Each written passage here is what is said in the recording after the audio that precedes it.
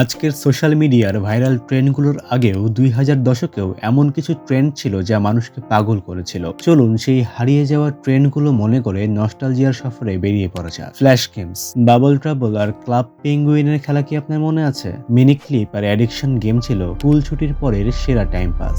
কিন্তু ফ্ল্যাশ প্রযুক্তি বন্ধ হওয়ার সঙ্গে সঙ্গে এগুলো হারিয়ে গিয়েছে। এমএসএন মেসেঞ্জার স্ট্যাটাস আপডেট দেওয়া ছিল তখনকার দিনের ট্রেন্ড। ব্যস্ত অথবা অনলাইনে নেই এই ধরনের স্ট্যাটাস টাইপ করে মুড শেয়ার করা হতো। আজ এগুলো সোশ্যাল মিডিয়ার দাপটে শুধুই স্মৃতি হয়ে গিয়েছে। ড্যান্সিং বেবি, 3D অ্যানিমেশনের একটি ছোট্ট বেবি যেটা নাচছিল, যা ইন্টারনেটের প্রথম ভাইরাল মিম ছিল। MySpace profile customization, MySpace profile সাজিয়ে নিজের ব্যক্তিত্ব প্রকাশ করার মতো সুযোগ আজকের সোশ্যাল মিডিয়ায় নেই।